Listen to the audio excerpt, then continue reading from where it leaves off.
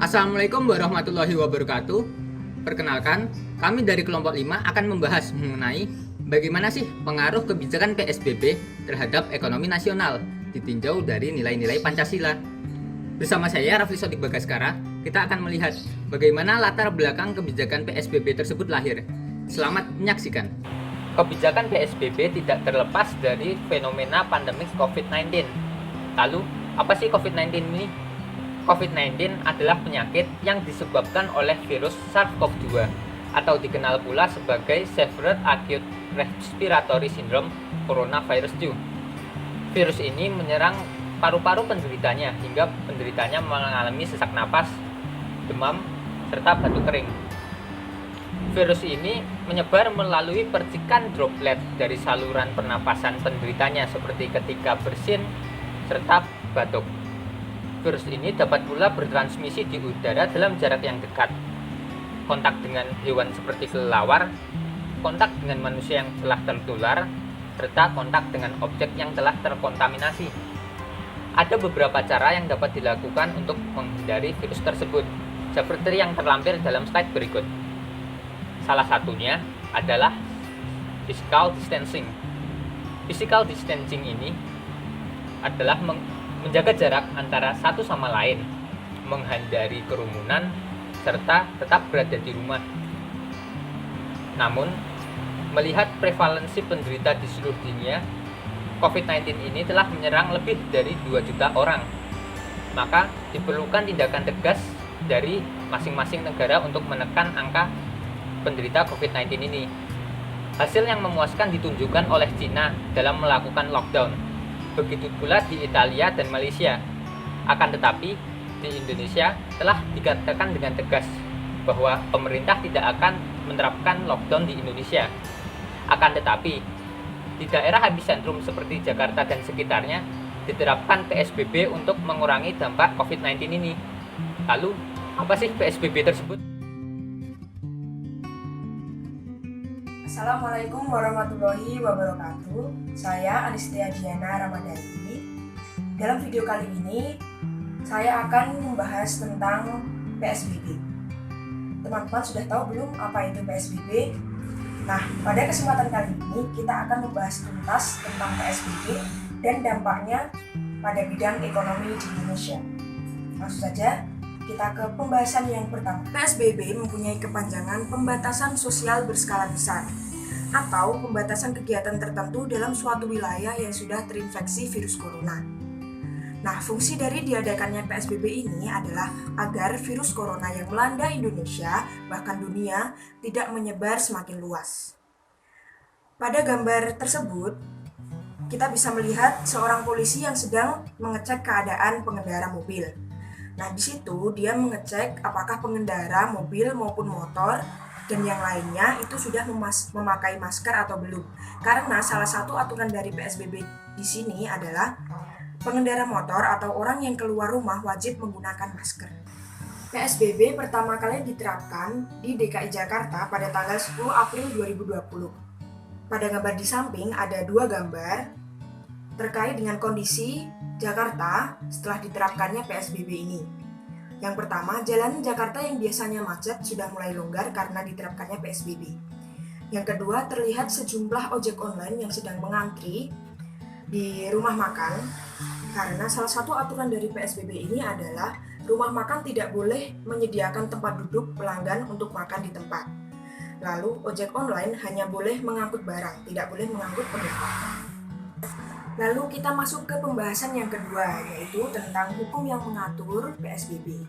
Ada 2 hukum yang mengatur terkait PSBB ini. Yang pertama, Peraturan Pemerintah Republik Indonesia Nomor 21 Tahun 2020. Yang kedua, Pasal 1 Peraturan Menteri Kesehatan Nomor 9 Tahun 2020 yang berbunyi, pembatasan sosial berskala besar adalah pembatasan kegiatan tertentu penduduk dalam suatu wilayah yang diduga terinfeksi coronavirus disease 2019 atau COVID-19. Sedemikian rupa untuk mencegah kemungkinan penyebaran coronavirus disease 19. Lalu pembahasan yang ketiga ada 9 poin utama PSBB. Menurut penjelasan Gubernur DKI Jakarta Bapak Anies Baswedan, Berikut adalah 9 poin utama PSBB yang harus diperhatikan. Nah, teman-teman bisa membacanya di gambar di samping ya. Yang pertama, diterapkan selama 14 hari, disosialisasikan selama 2 hari, kegiatan perkantoran dihentikan kecuali 8 sektor, bisa dibaca. Lalu kegiatan belajar mengajar dilaksanakan di rumah, tak diizinkan kerumunan lebih dari 5 orang, menikah di KUA, tidak boleh melaksanakan resepsi, kendaraan pribadi dan angkutan dibatasi, lalu diberikan bantuan sembako, yang terakhir ojek online hanya mengangkut barang, seperti gambar yang sudah kita bahas sebelumnya. Nah, poin-poin tersebut itu mempengaruhi bagaimana keadaan ekonomi di Indonesia setelah diterapkannya PSBB ini. Dilaksanakannya PSBB tentunya sangat berdampak pada kegiatan ekonomi di Indonesia. Setelah ini, kita akan membahas mengenai dampak PSBB terhadap kegiatan ekonomi di Indonesia secara lebih mendetail yang akan dibahas oleh teman-teman saya yang lain. Terima kasih.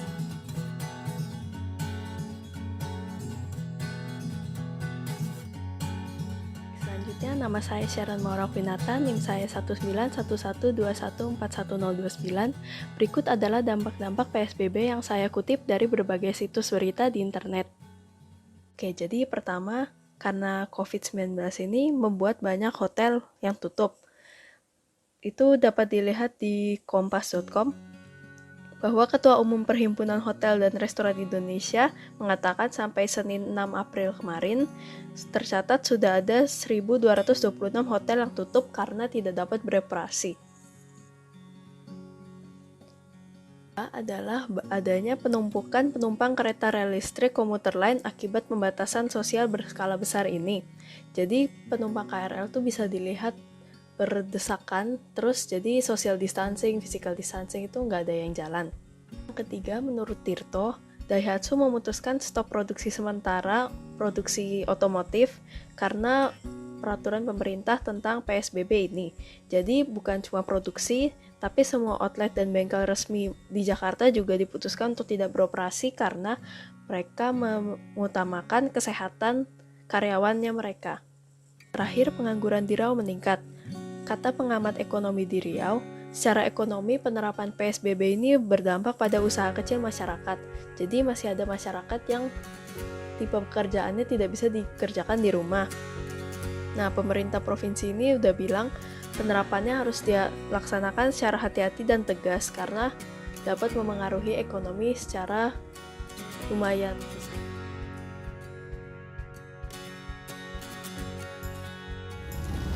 Oke, jadi di sini aku akan menjelaskan landasan hukum PSBB di bidang ekonomi. Ya, jadi landasan hukum PSBB itu ada dua. Pertama, Peraturan Pemerintah atau PP nomor 21 tahun 2020. PSBB itu dilaksanakan dengan mempertimbangkan berbagai aspek, salah satunya aspek ekonomi yang terdapat pada pasal 2 ayat 2. Sedangkan pada pasal 4 ayat 2, si PSBB ini dilaksanakan dengan memperhatikan kebutuhan dasar penduduk. Landasan kedua, Permenkes atau Peraturan Menteri Kesehatan nomor 9 tahun 2020. Pada pasal 7 ayat 2 dijelaskan bahwa untuk membentuk sebuah tim yang berguna untuk mengkaji berbagai aspek, salah satunya aspek ekonomi. Kemudian pasal 9 ayat 2, jika ada suatu daerah yang akan melaksanakan PSBB, si pemerintah pusat itu harus mempertimbangkan kesiapan daerah itu, termasuk di dalamnya adalah kebutuhan dasar penduduk. Kemudian pasal 10 ayat 2, yaitu pembatasan moda transportasi. Pertama, ada moda transportasi umum dan pribadi dengan mempertimbangkan jumlah penumpang dan juga jarak antar penumpang itu sendiri. Yang kedua yaitu moda transportasi barang dengan memperhatikan kebutuhan pemenuhan penduduk. Kemudian pasal 13 ayat 3, ada beberapa kegiatan yang tetap berjalan pada kebijakan PSBB ini. Salah satunya ekonomi, pemenuhan pangan, terus ada ekspor, impor, logistik, distribusi, dan juga lain-lain. Nah, Lantas, bagaimana sih peran pemerintah itu di dalam kebijakan PSBB ini di bidang ekonomi? Yang pertama, menghimbau dan juga mengawasi pembatasan kerja di tempat kerja, menggunakan atau mengaplikasikan kerja WFH atau work from home, kecuali bagi instansi atau kantor-kantor yang bergerak di bidang vital.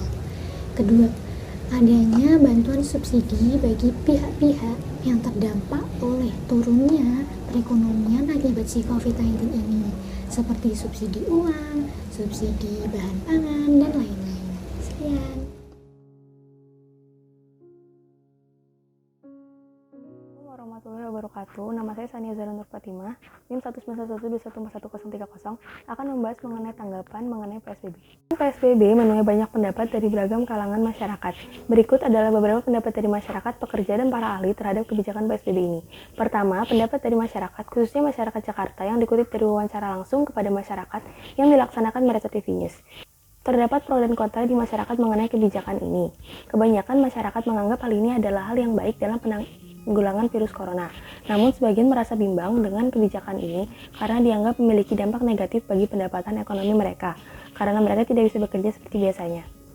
Sementara itu, pengemudi ojek online mengomentari aturan larangan bagi pengemudi ojek untuk membawa penumpang. Head of Public Affairs Grab Indonesia, Trisukman Riano, mengungkapkan pihaknya mendukung penuh skema PSBB yang akan diterapkan oleh pemerintah. Kendati begitu, dia berharap pemerintah mengizinkan pengemudi Grab untuk tetap bisa mengantar rakyat dari tempat-tempat tertentu. Terkait hal ini, ojek online dilarang mengangkut penumpang dan hanya boleh mengangkut barang dengan tetap mengikuti standar kesehatan tetap. Meskipun begitu, Grab dan Gojek masih menunggu keputusan resmi pemerintah dikarenakan hingga tanggal 14 April masih terjadi pembicaraan mengenai hal ini. Dalam pendapat ekonom Institute for Development of Economics and Finance (INDEF) Bima Yudhistira Adinegara, PSBB ini akan berdampak hampir merata ke semua sektor, terutama sektor yang tidak esensial dalam penanganan virus corona. Ia juga mendeteksi akan datangnya krisis ekonomi dan PHK massal jika penerapan PSBB tidak diiringi oleh jaminan sosial.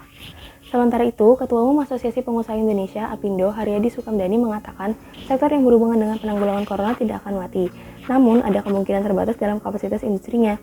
Ketua Kamar Dagang dan Industri Kadin Indonesia, Rosan Ruslani, mengatakan bahwa jika tidak dilakukan dengan baik dan tegas, maka dampak dari virus corona akan terus berlanjut kepada perekonomian. Ia mendukung penerapan PSBB karena kesehatan tetaplah menjadi skala prioritas. Daerah lain juga mulai membahas tentang penerapan PSBB ini, seperti Kota Malang yang akan membahas penerapan PSBB Semalang Raya dan pemberlakuan karantina bagi orang yang datang dari luar Malang di Gedung Pengembangan Sumber Daya Manusia. Halo, saya Maruti Skartaji. Di sini saya akan menjelaskan mengenai kebijakan PSBB melalui perspektif Pancasila. Yang pertama, saya akan menjelaskan mengenai keterkaitan sila di dalam kebijakan PSBB, dan yang kedua adalah penjelasan mengenai nilai dasar, instrumental, dan praksis terkait kebijakan PSBB. Baik, saya akan mengulas kembali mengenai kebijakan PSBB yang tertuang di dalam PP nomor 21 tahun 2020 dalam rangka pencegahan COVID-19.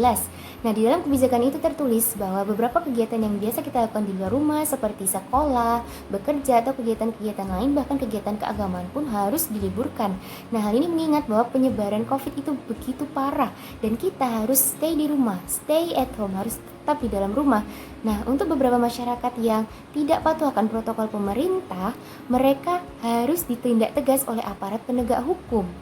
Nah, bagi mereka yang mungkin tidak paham akan apa itu COVID, kebijakan PSBB, mereka merasa takut, cemas, bahkan panik karena tidak bisa memenuhi kebutuhan dasarnya. Mereka salah mengartikan bahwa diam di rumah bukan berarti tidak boleh keluar rumah untuk memenuhi kebutuhan dasar.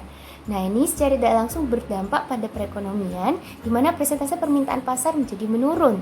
Nah, padahal di dalam PP nomor 21 tahun 2020 itu, tepatnya di pasal 4 ayat 3, di mana kebijakan yang dilakukan pemerintah itu tetap memperhatikan pemenuhan kebutuhan dasar penduduk. Yang dimana artinya keadilan sosial di dalam sila kelima ini berperan di dalam kebijakan PSBB ini. Nah, di sisi lain juga masyarakat yang mampu secara finansial sudah saatnya bagi kita mungkin untuk berpartisipasi, bergotong royong membantu mereka yang kurang mampu. Nah, ini berkaitan juga dengan sila kedua, yaitu kemanusiaan yang adil dan beradab. Nah, selanjutnya adalah nilai dasar, instrumental, dan praksis terkait kebijakan PSBB. Yang pertama adalah nilai dasar. Dua nilai yang saya ambil adalah nilai kemanusiaan dan nilai keadilan. Yang pertama nilai keadilan. Kenapa saya mengambil nilai keadilan? Karena seperti yang sudah bahas mengenai PSBB, bahwa kebijakan-kebijakan yang ditetapkan oleh pemerintah itu tetap memperhatikan kebutuhan dasar masyarakat. Seperti bisa kalian lihat, itu poster yang diringkas oleh CNN, tempat-tempat apa saja yang dibuka untuk memenuhi kebutuhan dasar seperti swalayan, minimarket, dan lain-lain. Lalu yang kedua adalah nilai kemanusiaan. Bentuk implementasi yang dilakukan oleh Ikatan Alumni Universitas Islam Indonesia di Jakarta yang berdonasi untuk rumah sakit rujukan COVID-19. Lalu yang kedua adalah nilai instrumental. Nilai instrumental ini berkaitan tentang peraturan perundang-undangan. Nah, bahwasanya kebijakan PSBB itu tertuang di dalam Peraturan Kementerian Kesehatan Nomor 9 Tahun 2020, lalu diangkat kembali di Peraturan Pemerintah Nomor 21 Tahun 2020. Dan yang terakhir, ini adalah nilai praksis. Nilai praksis ini adalah nilai-nilai yang ada di kehidupan masyarakat. Contohnya adalah norma. Mengapa saya mengambil norma? Kesusilaan. Karena norma kesusilaan ini berkaitan tentang aturan masyarakat itu hidup, seperti saling menghormati, membantu. Nah, bisa kalian lihat bahwa di slide itu adalah bentuk kepedulian yang dilakukan oleh muda-mudi Tionghoa di daerah istimewa Yogyakarta untuk peduli corona. Baik, sekian dari saya. Apabila ada kesalahan kata, mohon dimaafkan. Terima kasih.